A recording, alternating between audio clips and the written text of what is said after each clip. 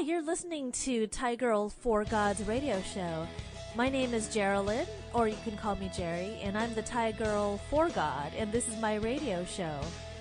What I do is I discuss interesting, informative, and relevant topics from a Christian standpoint. And I also interview wonderful guests who talk about their expertise, also from a faith-based Christian standpoint. I hope you enjoyed listening to the show.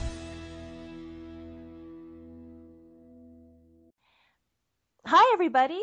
Tonight we have a special guest. His name is Carl Thomas with XXXchurch.com or X3Church.com. He's been a pastor with X3Church.com for 5 years as a website manager, an outreach pastor, and X3 Group's director. So thank you so much, Carl, for coming on board tonight and speaking about your experiences as a pastor with XXXchurch.com. I really, really appreciate it. And actually, Carl, if you don't mind, I'll just go ahead and start off with a short prayer. Father God, thank you so much, Lord, for bringing Carl to this interview.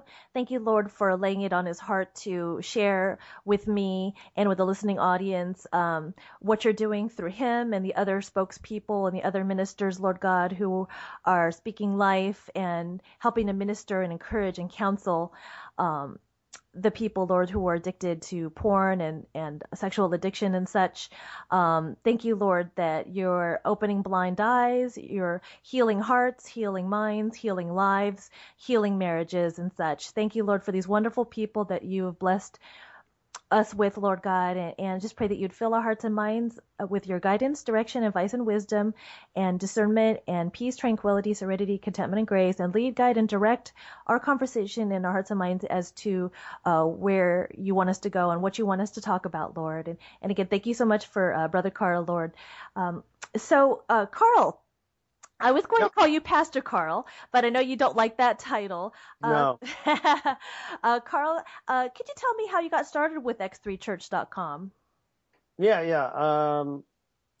It's, I guess, 5 years ago, I was aware of them before that, but 5 years ago, I joined them for an outreach in New Jersey through a friend's church. And just, did that and got connected with the guy he's still with the organization. He's actually one of my bosses, but got connected with the current outreach pastor, a guy named Ryan. And we kind of hit it off real well. And I was in seminary. I had just started seminary. So I reached out to him, and I was going to Liberty University, and I was able to con Liberty into doing a independent study where I could kind of work side by side with these guys for a week in Vegas. So don't ask me how I got Liberty University to sign off on a trip to Vegas and get me credits, but it worked. That's awesome. And it was pretty good. So I went out there and I hung out with them for a week and did a few things, and then just one thing led to another. It was like, hey, you're in Jersey. We're trying to build teams out there. Do you want to help me build a team this year? And I said, yeah, sure. And then it was like, okay, well, you built a team this year. You did a good job.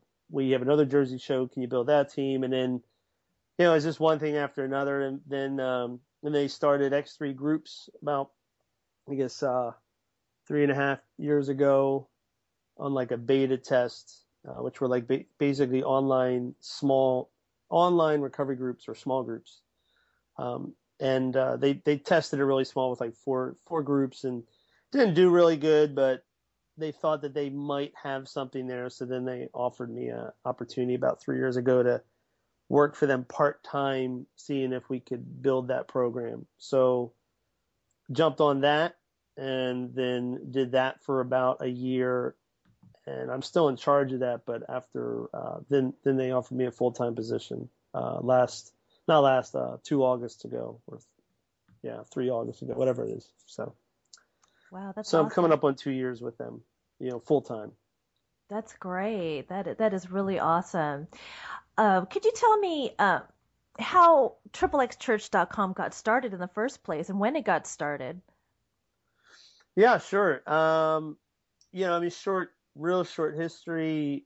Craig and a couple guys that were involved with the organization back then. Craig was a youth pastor. That's kind of how he came up, and did toured the country and did youth talks. And after a while, what happened was he started realizing that the most requested youth talks were ones about sex and then porn as well, because what would happen is the kids would come up to him afterwards and talk to him, because this is 15 years ago or 14 years ago when porn was like even almost never talked about. I mean, today it's kind of a taboo subject in the church still, but back then it was like super taboo, like no one talked about it. So these kids had no one to talk to, and they would come up to him afterwards, and after a while they said, hey, this is an issue. It's an opportunity. So they bought a domain. They launched xxchurch.com, and then one of the first things they did was they went to the AVN, which is it's like the biggest at the time. It was, I guess you could say, it's still the biggest porn show convention / awards in the country or in the world. So they went to the AVN convention and set up a booth, and expected to get thrown out after about an hour, handing out Bibles, and they lasted the whole weekend. And then that's awesome. Yeah, and then the AVN came back and said, hey, we want you back, which was kind of like, what? So then it's just one thing after another. But that's kind of where we got our roots, and then it just kind of grew from there. Went from an online ministry with an occasional mission trip to what we have now with multiple resources and multiple programs, and doing 6 to 8 missions trips a year to the biggest sex and porn shows. And wow. I guess we used to get over 1 million visitors a month to our website, but then we shut down India because we were getting like half our traffic from people in India. Oh my gosh. Wow. That's amazing. Let's just say they weren't necessarily the demo we were after, only because like I think a lot of that traffic were people like Googling porn, and they thought we were a porn site and they were clicking off. So it just started really, jamming up our servers and crashing the site. In fact, like they just started coming in droves. So we cut India and like cut our traffic in half, but we still get probably close to 500,000 visitors a month. That's amazing. That is awesome. Yeah. Wow. Well, I just wanted to share my own personal experience with xxchurch.com. I actually had heard of these guys about 15 years ago. Around 2000, I was living right across the street from Arcade Baptist Church in Sacramento, California, when I was living there as a single girl. And I had actually went to church on Sunday and wanted to get out of the partying lifestyle I was in and everything. I was backsliding, and I really wanted to get right with the Lord. So I went across the street to Arcade Baptist Church, and lo and behold, there were two male representatives from XXX Church talking about xxchurch.com. And I was totally just enthralled, and I was so amazed and pleasantly surprised that these two guys boldly, come forth and basically state that, this is a huge problem, not only, in secular circles and, among men and women, that aren't Christian, but also within the church too. There's basically, not only is it just a problem for men, but for women, for boys, for girls, men, women, pastors, people who have just stumbled on it accidentally and everything. And it's definitely no longer a taboo subject, or it shouldn't be a taboo subject. And I'm so glad XXX Church is bringing that out into the open. Things that are behind closed doors or are now out in the open. And just like that scripture states that we should not participate in the unfruitful works of darkness, but expose them but through the light of God's grace and God's truth of the word and everything like that.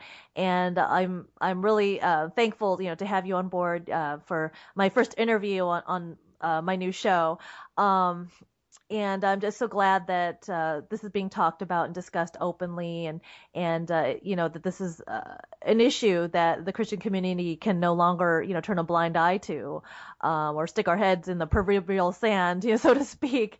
So I'm on this website right now, on xxchurch.com, and I see that it's very colorful and interactive, and it's very user friendly. It just says sometimes you don't know where to start when you have an issue. It says start here, so I clicked start here, and there are several options with an accompanying photograph. So there's different scenarios I think that drive people to this site. The first and foremost, I think, is they're looking for porn and they accidentally stumble on this website, and then they don't really know what it's about, but they know they have a problem with porn. And if they, like a lot of people, realize that they need deliverance and ministry from addiction of a sexual nature, then they're going to click around. Yeah. I see that there are several options for people to start. It says, quote, I'm having an affair. Another one, quote, I'm worried someone I love is into porn and hiding it. Another option, quote, I want help but can't afford anything. Quote, another quote, I'm in the porn industry and want out. Another quote, am I addicted to porn? A question mark. Another quote, I am a pastor and I need help. Another quote, I'm a guy who can't stop masturbating. Another quote, I'm a student who is hooked on porn. Another quote, my spouse just caught me looking at porn. And yet another quote, I'm a woman who struggles with porn.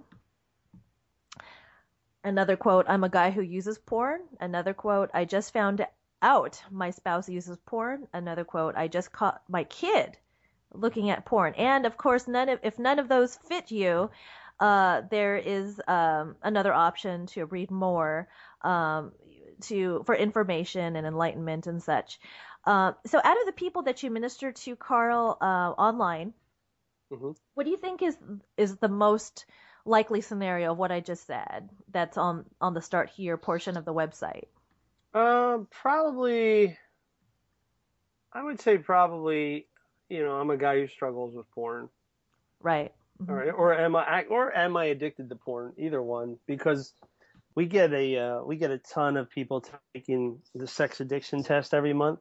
So that's a big one for us. So I'd have to say one of those two are probably the biggest. And I mean, when you look at the demographics of people who visit our site, interestingly enough, it's not like overwhelmingly men. It's not like 80% men, 20% women. I think I gotta remember the last time I looked, but I think it's probably closer to like 60-40. So we do have a lot of women that visit the site, and I'm sure they're coming because of, either they have an issue because, roughly 20% of women, struggle with pornography or some sort of sex addiction issue. But they're also coming because their husband struggles with porn, or, they're worried about their kids or whatever. So we get a pretty wide balance, but those two I think would be the biggest ones. That's great. I'm really glad that women are visiting your site because, to be honest with you, at my church, I wanted to teach from the book Every Woman's Battle by Shannon Etheridge, which is the female component to Every Man's Battle by Stephen Arterburn, I think. I think so. Yeah. I think so. I forget who the author is on that, but amazing books nonetheless. And I wanted to teach on that class, and the pastor and the small group ministry leader allowed me to. And there was one young woman who showed up. Yeah. However, the small group ministry leader told me that women shrouded in secrecy would call the church, and they would ask questions. Well, what is this about? And they would ask questions surreptitiously, and then they'd hang up. And so because they didn't want to come out of the shadows and be exposed, like, oh, you're you're so and so, you're this prominent wife so and so, or they just didn't want to come forth, and I knew that for a fact. And so I think that ministering via the web is very important, and and attracts more people to the ministry of Triple X Church because they can remain anonymous, and they could share with you or one of the other spokesmen or women or pastors or ministers, in anonymity for the most part, unless of course they wanted to share, who they are. And so I think that's amazing that there's a number of women coming forth and saying, my husband or boyfriend, is having an issue with porn. I don't know how to deal with this. Or B, I have an issue with porn. And like I said, men, women, boys and girls alike are either A, getting addicted to porn or trying to B, are addicted to porn, or C, trying to get out of the addiction to porn. And we're hoping to. I know that you and the others are hoping to attract all three of those crowds, but the last option is coming to Triple X Church and realizing that they have an issue, and of course just like in any anon group, whether it's Al-Anon or whatever, just like in any group where they need help, the first step is admission and confession that they have an issue, that they have a problem. So do you find that the people coming forth are married, or the majority of them are married, or do you think the majority of them are single, or kind of 50-50? No, definitely married. I mean, I'd say more married than single, just because of the age. I mean, when you look at our, I can give you some stats, but I mean, when you look at our analytics, from like our demographics from an analytics standpoint for the website, we get, I'd say our sweet spot is mid 30s. So, you figure more than likely mid 30s, you're probably dealing with a lot of married folk, but we get a lot of single folks too. Like, I mean, so. That's awesome. That's great. I see under what we do for the X3 goals, excuse me, it's awareness, prevention, and recovery. And it's good to bring all three of those components, to the forefront of people, not only just to make people aware, hey, look, there's, porn has become a major epidemic around the world. I think I was reading some statistic about how like dial-a-porn, this was when, before the internet was a big booming success. But dial-a-porn, there was like millions and millions of people who would call there. But for dial-a-prayer, it was, infinitesimal compared to for sure, the people calling that. But that was, about 15, 20 years ago. But now, the people going to porn websites versus, prayer and Christian or Bible or faith-filled websites, it's just, I'm sure, that it's staggering and toppling. First, because there's, not many Christians compared to, people that are not, Christian, and also, because a lot of people are getting addicted to it and such. I wanted to share kind of a personal experience of mine. When I was growing up in my home, I found a huge box of pornography. And I was only 8 years old. I was only 8. Yep. In the 80s. And that was before the internet boom. And I was like the early 80s. And I found this huge box. And I won't say whose it is. I don't want to embarrass this person, but it was this huge box. And I mean, this was, I don't want to say a huge box, like that would fill a room or something like that, but just, something that you would probably put, some books in or whatever. And so it seared my mind, in such that I became active, fairly early, about 13, 14 years old, and, had boyfriends very early and everything. Thank goodness I didn't have, a child out of wedlock and everything. It became very normal when it happened. It was not anything shocking or traumatic or whatever. And I think that that's not a good thing. That's not a good thing to be so comfortable and familiar with it, because I had seen it before. And I know that now kids, I know there's a high percentage, I don't know what the stats are, there's a huge percentage of kids getting exposed to this, 6, 7, 8, plus years old. and they're, getting sexually active very early as a result, and perhaps even doing something forceful upon the from boys to girls or girls to boys or whatever. Have you noticed people that have come forward? Have you noticed that they've said that they first were exposed to porn when they were really, really young? Oh yeah, that's 99% of the time. You know what I mean? Like, so when I talk to anybody, like any of the guys in my support groups, or because I lead one of them, I don't just run it, but I also lead one specifically for pastors. It's like every guy in that group, every one of them, first saw porn anywhere between 8 and 12. Same thing with me. Mm-hmm.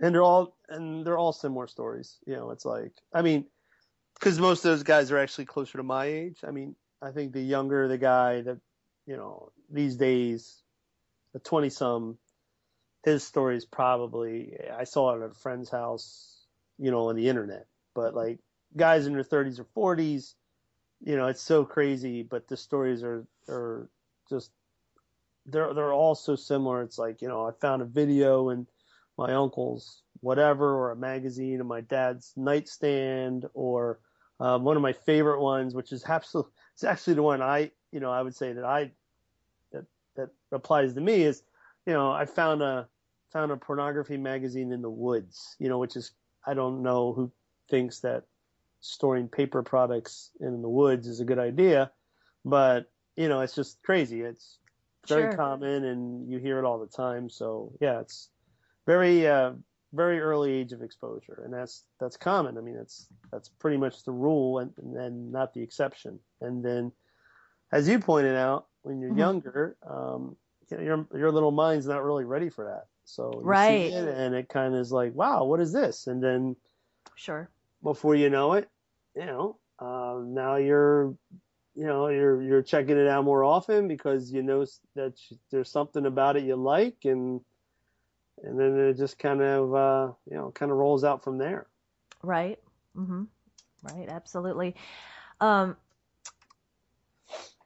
I read something, and I don't think it's there. I can't find it on the website. But when I went to the Triple X Church site, maybe a month ago, I think, or 2 to 3 weeks ago, I saw some statistics about how maybe I think it was 60% or 68% or something like that, of newer divorces in the last several years state the reason why they're divorcing is because of an online relationship or sexual addiction due to an online relationship or pornography.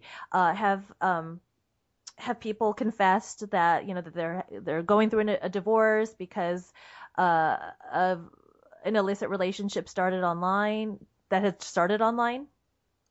Oh yeah, I mean, that's just the nature of the beast. I think porn, and then it used to be chat rooms. I mean, that, don't get me wrong, people still use chat rooms a lot, but Right. now the big one, social media. It's like Right. Facebook. You know, Right. so many affairs are starting on Facebook these days.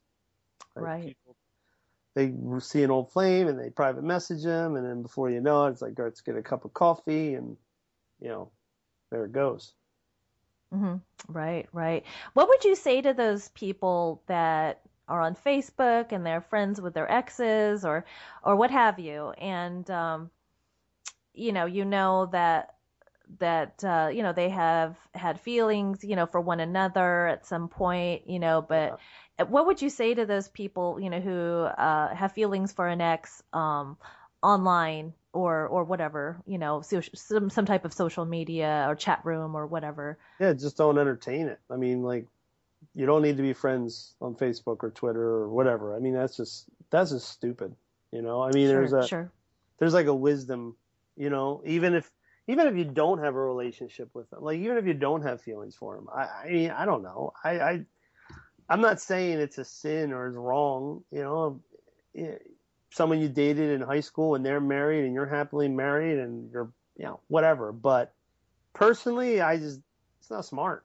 You know, it's like, why do that? Why engage in that? And then if you have feelings for him, gosh, like, then that's just crazy anyway. Like, you shouldn't even be messing around there. Like, you're just asking for trouble, you know. So Right. just stay away. I mean, that's just like I said, it's wisdom, you know. Absolutely. Sure. Would you even suggest to unfriend or block them? Yeah, I mean, I don't know. I guess it depends on the situation, but I mean, I you know, I'm not friends with any ex girlfriends on Facebook, and I don't seek them out, nor am I asking or am I accepting friend requests if I got one, you know. So That's good. That's very good. That's definitely applying wisdom for sure to your marriage and your protecting your heart and mind and your family and also respecting your wife and everything. Tell me a little bit about your wife and your kids and your family and such. yeah, my wife's a teacher. She's been with me for we're going on 13 years. And Wow, awesome. yeah, so it's been great. I got two kids, are 10 and 7, and you know, got a great family. I've been really, you know, they use the cliche term blessed, I mean, but it's true. I mean, God's taken care of us and done really well by me. And, you know, as much as I've done my best to screw that up throughout my life, Right. you know, he's had a lot of grace on me and Hmm. mercy. And yeah, I got a great wife and kids. And, you know, the great thing is my wife, she does strip church outreach, which is another one of the ministries that kind of stem from us. So it's like basically they go out to strip bars once a month, female, you know, for females, not for, Sure. I mean, for, you know what I mean? Ones where there's female strippers. They don't go male strip bars. And Right, then, right. you know, they give gift bags to the girls and build relationships. So she's done a few shows with me. She's going to, in August, when we go to the Dallas Exotica, she's coming with me, and she Wow. likes what we do, and she's passionate about it too, and very supportive, and knows I'm a little nuts, but she puts up with it. That's awesome. That's awesome that you two are in ministry together or in a separate wing of the same ministry and being able to reach out to these girls and guys that are really steeped into this and such. Um, my husband and I have been married since 2003. We met in 2001 in Sacramento, California, and he's wonderful and he's really supportive of what I do and everything. And this is definitely a timely subject because a lot of people, married people, like you said, married couples, uh, have had their lives torn apart, either gotten a divorce or thought of it or whatever as a result of some type of sexual immorality due to an illicit online relationship or porn addiction or what have you. I know that X3 has I know that x3church.com has accountability software um, where basically the person would download it onto their laptop or their tablet or their iPad or their iPhone or whatever computer device they have to screen out or not screen out, but I'm sorry, to basically alert that person's designated accountability partner that in the event that he or she should go to a pornographic website or a place that they shouldn't be going online, that it would alert that accountability brother or sister in Christ. And we definitely suggest having a brother in Christ as an accountability partner if you're also a man, and if you're a woman, you have a woman. A sister in Christ to be your accountability sister, or if you feel comfortable, you have your spouse or your boyfriend or girlfriend to be your accountability partner in such that, again, if you happen to stumble upon a website or go to a website that you shouldn't be, that it would alert the other person. It's just a way to hold each other accountable. So, can you talk about the accountability software that X3 has? Yeah, sure. So we have something called X3 Watch, and the first version was completely free, and it still is the only completely free accountability software out there today. And the idea was just, you know, if you want to have someone hold you accountable for your decisions online, you can enter their email address and then they'll get an emailed report periodically, whatever the settings were at the time. And I think now it's like you can I think you can opt for like one every 2 weeks. I'm not positive, but the idea is they'll get a list of sites you've been to that are deemed questionable. So the whole idea is then your accountability partner should call you, and then you can have that talk, because sometimes these websites aren't questionable. They're just picked up a weird word. I mean, I had it happen where, my buddy calls me up. He's like, "What's this site?" And this is back when I was in insurance, and I'm like, "It's an insurance website. I was taking continuing education credits." Right, Like, right. but the buzzword that came up on it was like, I think it was like "cum" and like a couple other weird ones, and I'm like, I have no idea where that word where even would be on that website. But I guess it's just the way, however the software parsed the language on the site, or I don't know, but it's just Right. weird. So, but I'm fine with having those talks, because I much rather have a talk about a false alert than have someone just assume it's a false alert and not talk to me, and then have it turn out to like, well, it really was, messing around, or, so that's the whole idea. And then we decided to come out with like a premium version sometime back, and the premium version basically kind of takes the free version and gives it a bunch of steroids. So hmm you get blocking and filtering, and you can get instant alerts. So this way your accountability partner will get like a text when you're trying to access a site. A lot of really interesting and cool features. hmm Really good, I'd say, for especially somebody maybe dealing with a pornography issue. Not that they can't work their way around the software, because none of these softwares are bulletproof, especially on mobile phones. But Right.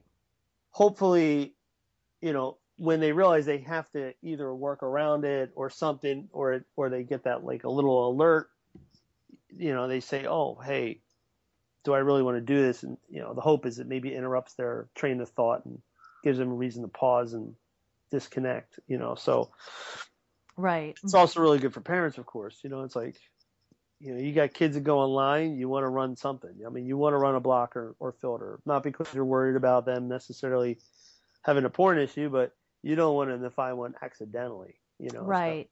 like, my kids are allowed on our iPad, um, and my daughter has a Chromebook. And the reason we bought the Chromebook is because you can basically lock a Chromebook completely down. Like, I mean, either through software, or you can set up what they call a supervised account, hmm where they don't have access to like Google Drive and all the stuff that would come if you had a full account, hmm and they can only go to like domains that you whitelist. So there's just like, it's literally impossible for my daughter, as far as I know, and certainly for her, like, there's no way she'd figure it out on her own. Like, uh, Right. she can't access a pornography site, because even if she goes to a site that I whitelist and there's a suspicious link, when she clicks that link, that domain's not going to be whitelisted. So she's going to get a page that says this site's blocked, ask for permission. Right. Right. And then you also get, as a dad or a parent of a supervised user, you get all their history. hmm Awesome. So if you review that, you're still going to see if they stumbled upon something. So it's hmm really good. And then on the iPad, like, they're just not like, we just tell them, hey, and they're young enough where I'm not really worried about them sneaking around. Like, they know, like, hmm it's like, hey, you don't go on Safari, hmm only with mom and dad. They're not allowed to take it up in their room by themselves. It's like, no, you can play here. We make sure the apps they're using are, they're not browser based, and we don't have to worry about any problems there. And, hmm but That's good. mistakes happen. So you're smart to use the technology that is going to protect them best, because they can stumble upon something by complete accident. We don't let our kids on YouTube, period. That's good. They're not allowed on YouTube at all. If I'm going to show them a YouTube video, I preview it first. hmm I Sure. have shown videos before, but always preview it, and also make sure like what comes up afterwards. Right. So they're not allowed on there. They have just stay off. They're not. I mean, they're too young to have an account, but I mean, I know parents with kids that are 9 that have a Facebook account. Like, my daughter knows not to ask. It's like, no, you're not having an Right. account. What are you, crazy? You know, Exactly. Right.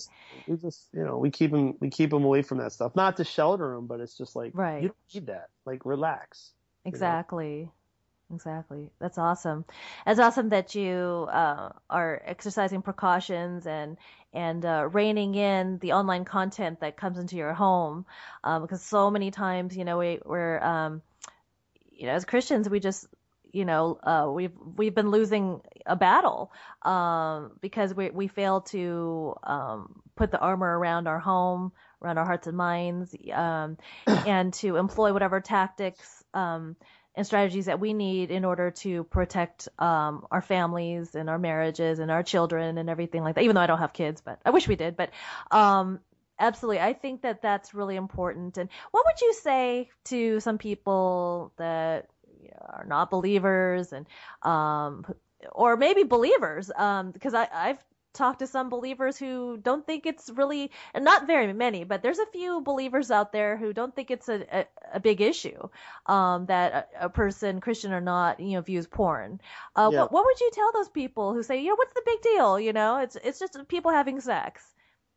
Yeah. I mean, I would probably have to slightly alter my response depending on if they were a Christian or not, because I'm not going to, I think it's insane how Christians these days, well, not these days, all the time, like, it's just insane how so many Christians, like, I see, like, some of the people I know, some of the stuff they post on Facebook, and I'm just like, in a holy uproar, and I'm just like, are you crazy? Like, you're expecting people that don't have the same Christian worldview as you to live by your rules. Like, that's just stupid, you know? Right. I mean, I'm Right. not saying what they're doing is right or wrong, but how can you sit there and expect them to have your moral compass if they don't have your worldview? So, I'm not going to say to somebody who's not a Christian and doesn't get the whole married, sex is for the benefit of the husband and wife.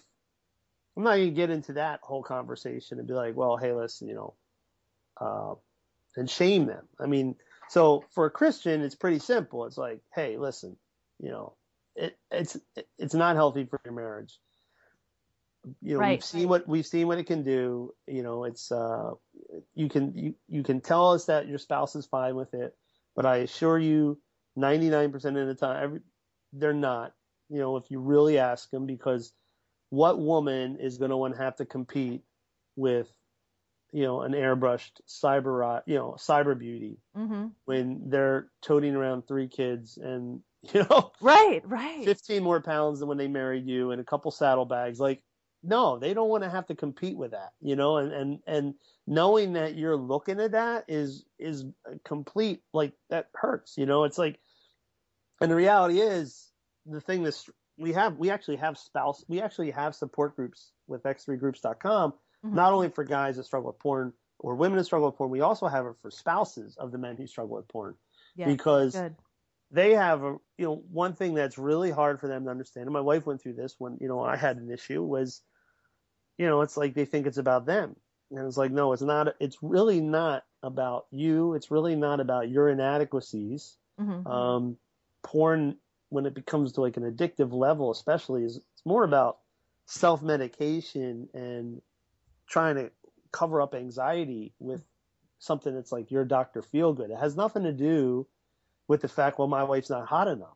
I mean, Right. not usually, at least, Right. But women don't believe that, and I don't blame them. I mean, I understand why they don't believe that. Like, how could they not believe that? So, Of course. Mm-hmm. you know, a Christian, non-Christian, Christian woman, it doesn't matter. Like, you're telling me that they're okay with you looking at a woman that they physically wise probably can't compete with on any level, strictly because that they don't have the time to work out 24/7. They're not as young. They don't have the enhancements. Like, it's just don't tell me that they're fine with that.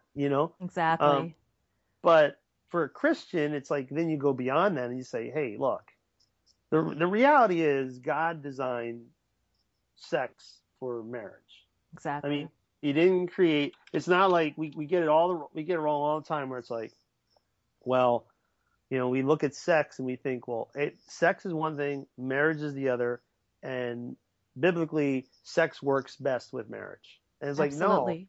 Well, no, but I'm saying that's, to me, that's not that's not really the right way to look at it. The way, sex, it's not sex and marriage are two separate things. Like God specifically created sex to bond a husband and wife, like to build intimacy, like a physical intimacy that goes beyond an emotional and mental intimacy. Mm-hmm.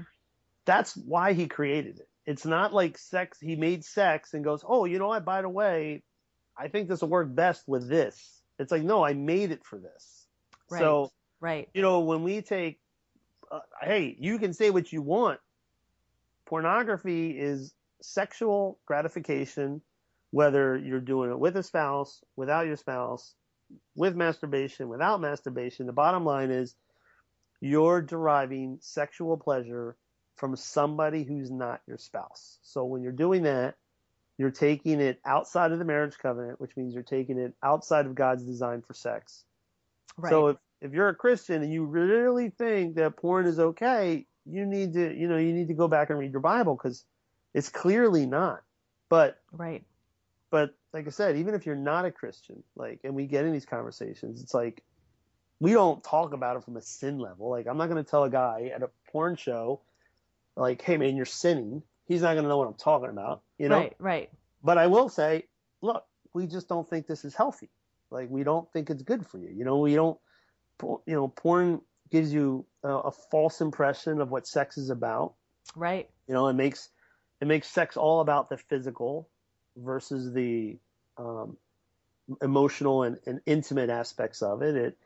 It teaches you that sex is about you. It's, when you want it and where you want it, etc., versus realizing that sex, like especially in a relationship, is more of a two-way street, and it's not like, hey, sex is on demand like a microwave, like, right.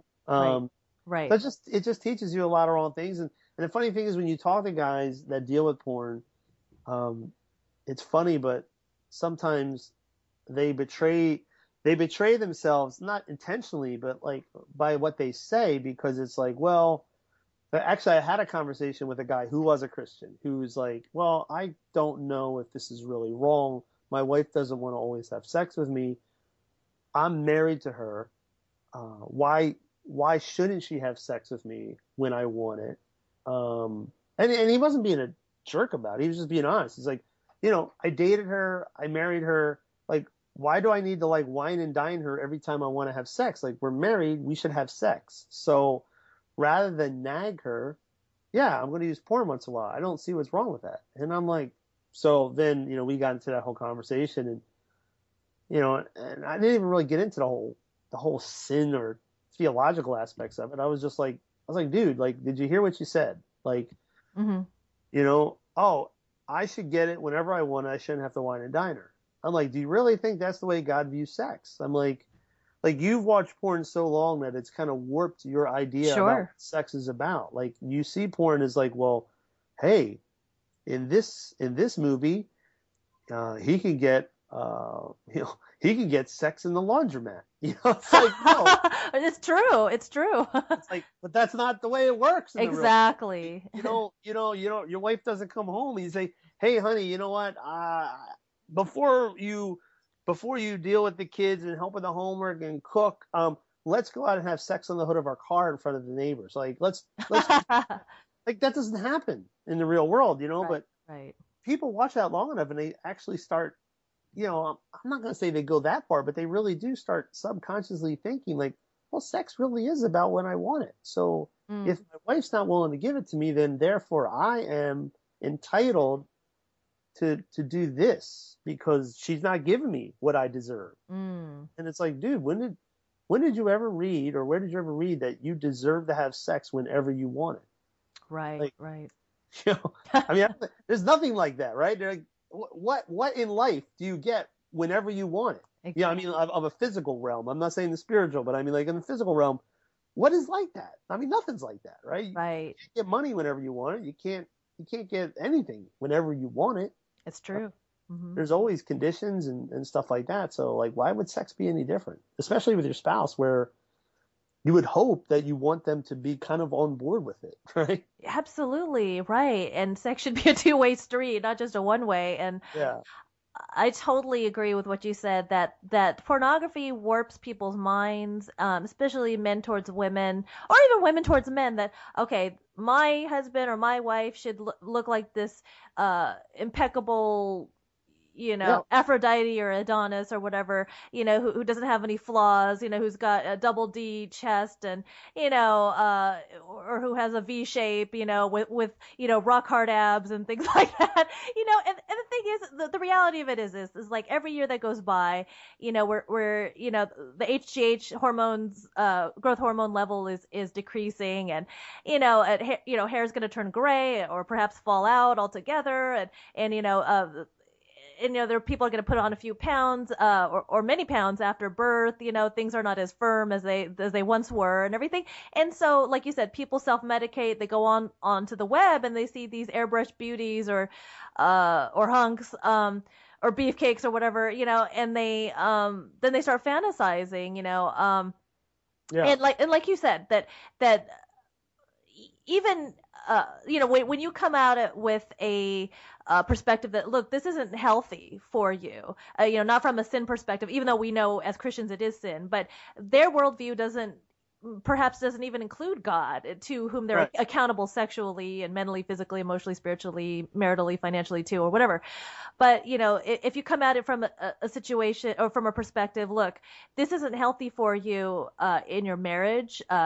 Or in your relationship with your soon to be spouse or your spouse or what have you, or if you're a single man or woman, this is not healthy mentally, because it can get you addicted and it causes an unrealistic expectation that women are supposed to look perfect, 36, Yeah, 24, 36, and be ready, willing and able, to have sex whenever, wherever, however, that he wants, and so thank you for being candid and sharing somebody who had told you this in confidence, and thank you for keeping it anonymous, and I'm sure that person yeah, will appreciate it. yeah, yeah, Right, and but you're so right, women, do need to be, dined and romanced and everything. She's not a microwave, she's a toaster. It takes a while for a normal woman, I don't want to be judgmental, but for most women to, warm up and heat up to their yes, spouse. If my husband,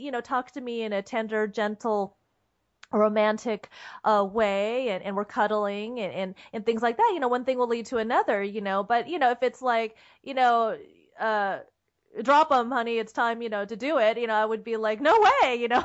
You'd be like, what are you whereas talking about? right, and whereas men are like microwaves, they're turned on instantly at the sight of, or it should be at the sight of their wife. One thing I found really, really disturbing was that there's a number of pastors and just men in general that cannot get turned on by their wives, except only when they have a porn mag or a Yeah, porn website accompanying them during the the sexual yeah, act. And I think yeah, that's very, very disturbing. I don't know what pastor was saying this, but I think it was during a marriage conference. I don't know if it was Pastor Mark Gungor or another one, Mark Driscoll, I forget, but either one or both of them said there's a high number of pastors confessing that they can't get turned on by their wives anymore because they're so addicted to porn that they have to look at a porn mag or a porn website in order for them to get turned on. So while they're looking at this, that's when they're able to perform sexually on their wives. I mean,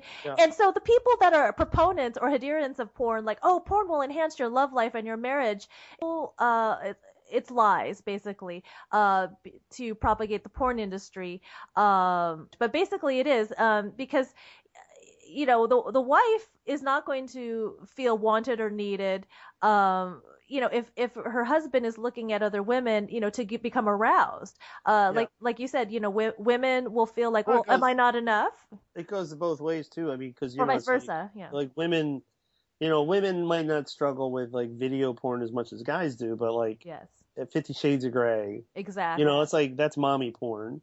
I know Christian women at Reddit, and they're like, and I don't mean Reddit for like intellectual, like, heard about this book, I'm curious to see what it said, and they were trying to do like kind of almost a book review type thing on it, but I mean like literally just read it because they found it kind of hot, Right. I don't know, and we, Magic Mike, XL came out this weekend, and Right. most of the people going there were women, and my wife actually, my wife, my wife, and my kids, we went to see Inside Out this week, Monday during the day. It was our anniversary, so we took the kids, and my wife, I guess, came out maybe with my daughter to go to the bathroom, and she said like Magic Mike XL was like letting out. She's like, it was just weird, like she's the majority of people that were coming out of the theater were all like these middle-aged or older women by themselves, like not even with their friends, like they just were going by themselves. And I was like, gosh, that's so weird. Like, Yeah. like if guys like, there used to be porn theaters like back in the day, and it was like, oh, there's the creepy guy, Right. And I'm Right. not saying like we should judge him that way, but that's the way people would talk about it. Be like, oh, there's that weird guy that goes to the adult theater by himself because he doesn't. But like here, it's like, oh well, it's Magic Mike, it's just a movie, and you got all these, middle-aged moms, soccer moms, like going, you know what, I'm just gonna go by myself, like, and I'm gonna, enjoy what I watch, and then I'm gonna go home to my husband. It's like, come on, Exactly.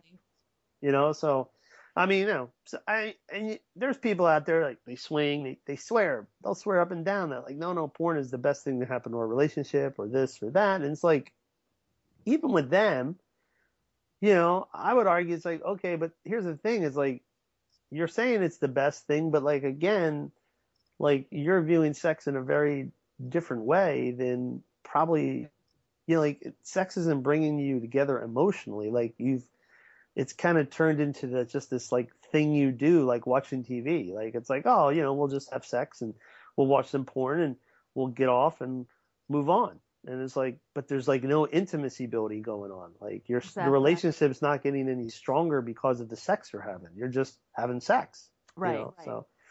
So there's even damage there, but sometimes people just can't see that. They don't recognize sex as anything more than like just a physical act that feels great. Right. And also, what's brought to my memory is secular psychologists, many websites, many books, and such. It's actually coming to light in the secular psychology world, and I actually have a background at Liberty University too. I have an associate's degree in psychology from Liberty, and I'm working on my bachelor's degree in psychology from Liberty as we speak, as a matter of fact. But anyway, I've read from secular psychology journals, academic journals, that state that for the most part, no, I'm saying not for the most part that porn is not harmful. What I'm saying is many secular psychology academic journals are saying that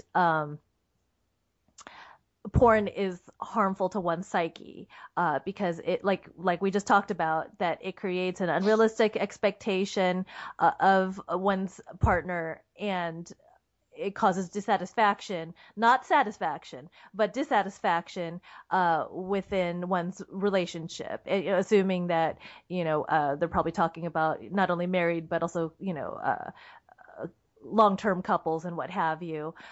There's another aspect to psychology and sexuality that I found interesting.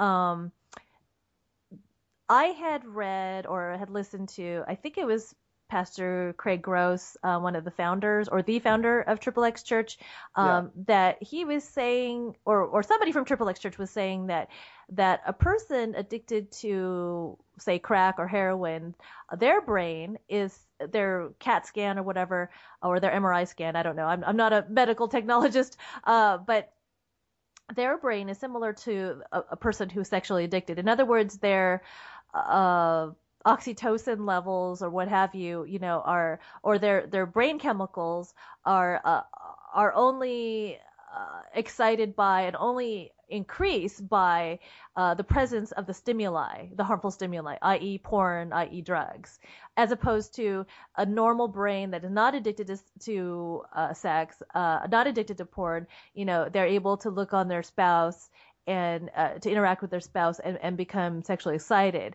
as opposed to the sexually addicted brain that needs that the additional type of stimuli. And I found that quite interesting. So have you read or heard anything about that?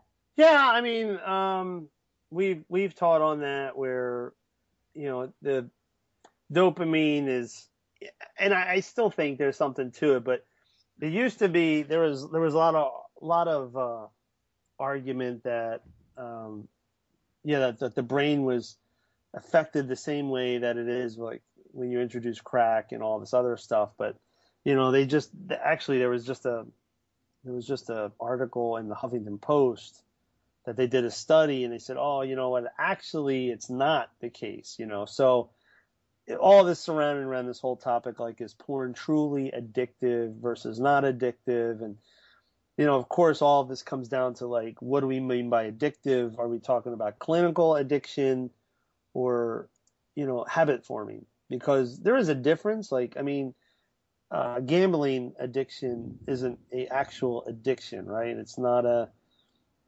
real,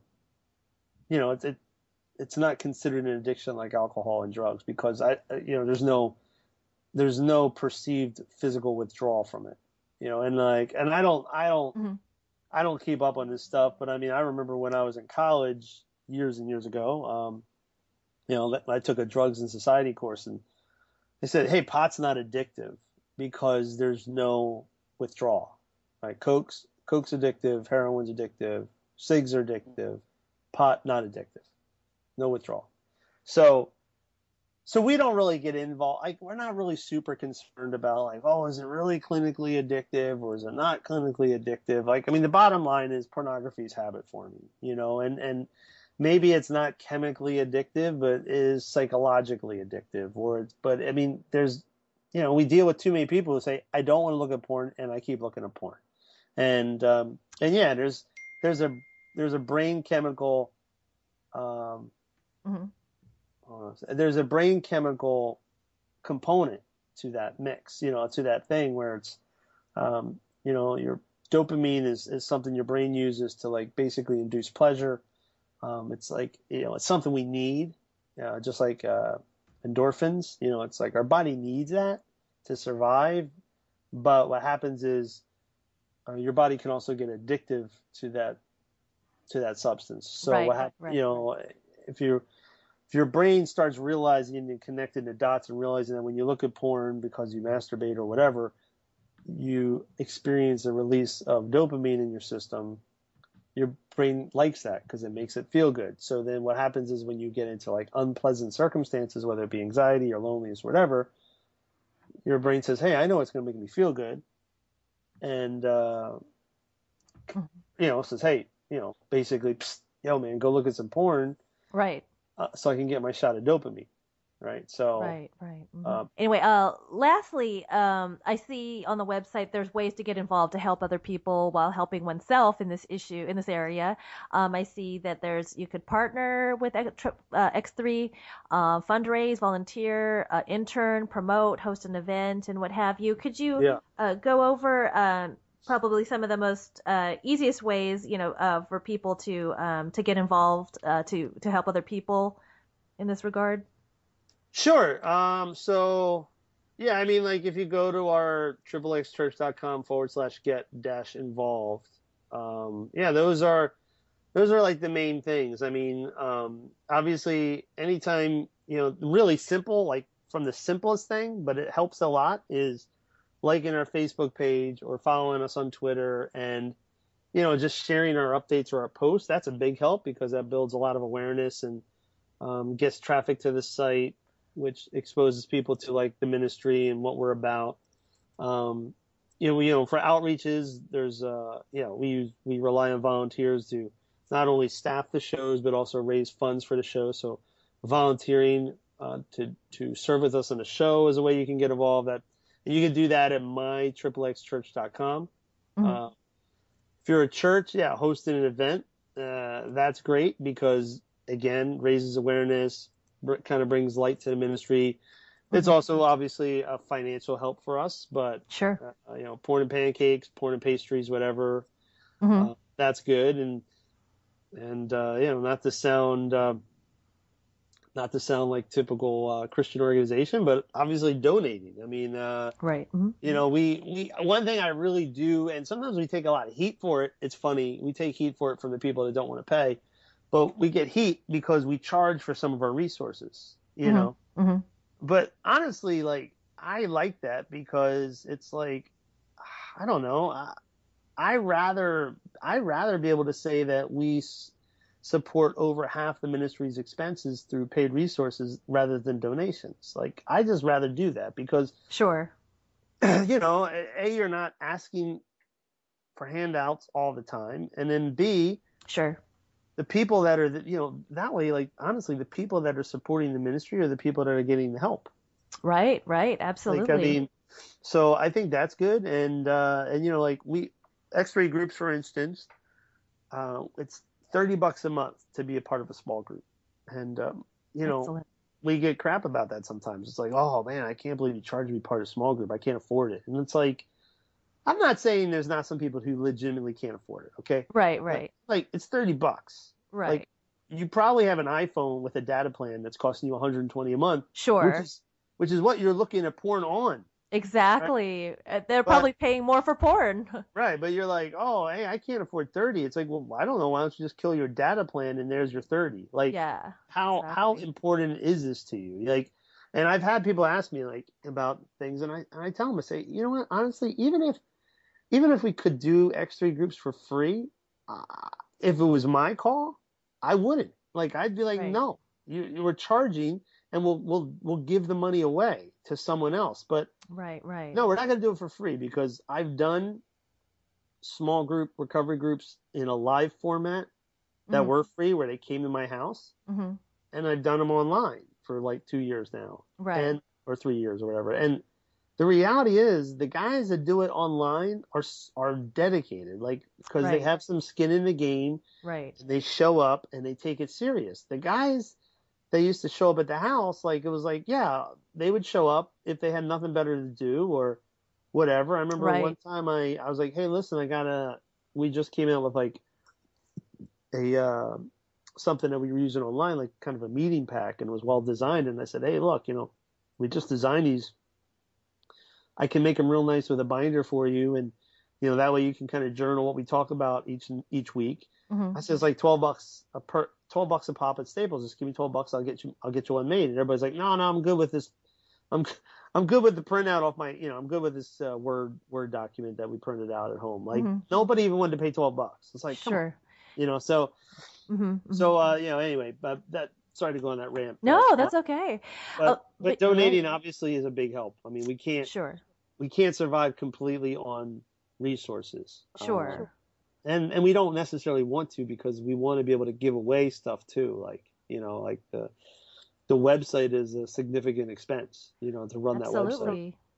So Absolutely. No, I completely agree. And a lot of people don't realize that for a ministry to work, that, you know, you would have to purchase resources and material, and also it does take money to run a ministry, and like you said, a lot of people, you know, they don't you know, want to pay, or they feel like a ministry, you know, shouldn't, you know, charge or whatever. But you know, it does take money to be a vendor at these porn expo shows in Vegas or what have you, yeah, where you're reaching people. It does take money to purchase literature. It does take money to run the website and what have you. So I completely and totally understand. yeah. And Absolutely. we don't have a tithing, like we don't have a tithing base, right? It's like we're not like a church where we have X amount of people coming and they're tithing every week. So it's Right. like, hey, look, we're kind of filling the gap here.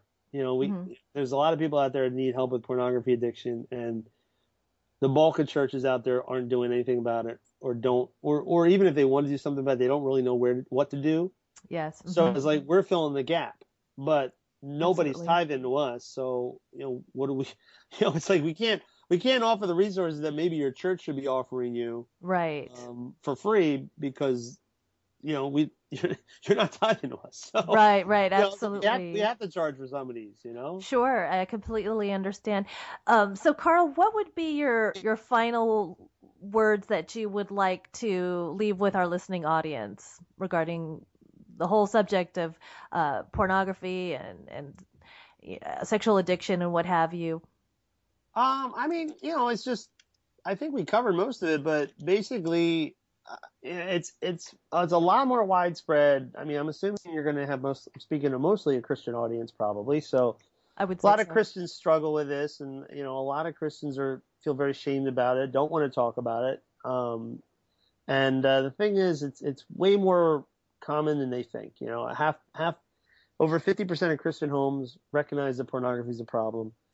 They say 50% of Christian men deal with a pornography issue. Mm-hmm. I would say reality is probably like way, way, way more, but that's just based off the guys who admit it.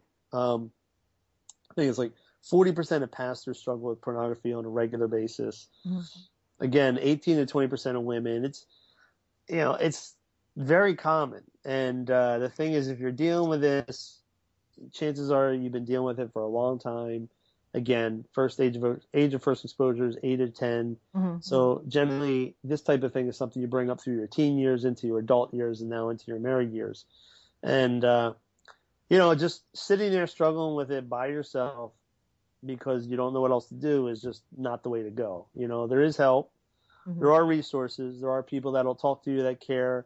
You can join a small group, like X3 groups, where maybe you don't feel comfortable enough to go to the people in your church because you just don't know if they're going to respect your privacy or so you can join an online small group and have a community with guys that are in the same boat as you, that are all going to encourage you, but are not going to use you for gossip fodder. Exactly.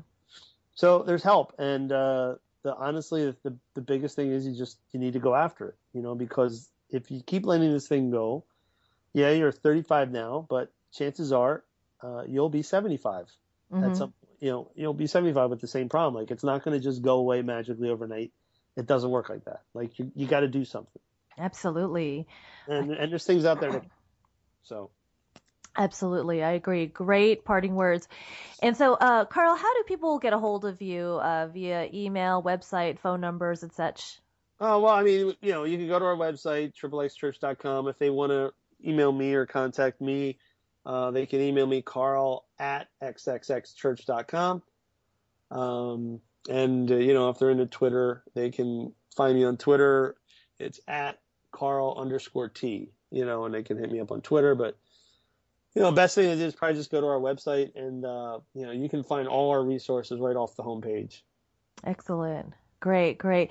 Well, thank you so much, Carl, for sharing your experience with x3church.com. And this is really enlightening and opens people's eyes to just the dangers of sexual addiction and pornography and what have you, and also what X3 Church is doing to help people to be delivered and to be counseled and ministered to and find compassion and understanding where oftentimes the church doesn't address it because people want to be shrouded in secrecy, as opposed to, coming forth in an anonymous online format. And so it's a really good thing, for people to come forth, to admit it, to confess, to get help and what have you. So I think it's awesome what you're doing, Carl. Hey, thanks. Well, thank you so much, Carl. God bless you. And I'm really, really supportive of what X3 Church is doing, what you're doing, and everything. And we'd love to have you on board again in a future episode and hear more about how X3 Church is helping the community worldwide and such. So anyway, Sure. Thank you so much, Carl. I appreciate it. And God bless you and your family. All right. And take care. Yeah, it was good talking to you. Good talking to you, Thanks. too. Thanks so much for listening to Tight Girl for God's radio show with Pastor Carl Thomas with xxxchurch.com. I hope you found it interesting and informative, and I really pray that God will use it to speak to your heart about maybe something that's going on in your life or the life of a loved one. I really hope that you obtain good nuggets of truth to apply to your soul, and I hope this draws you closer to God and helps you understand God's plan for our sexuality. Anyhow, God bless you and have a wonderful evening.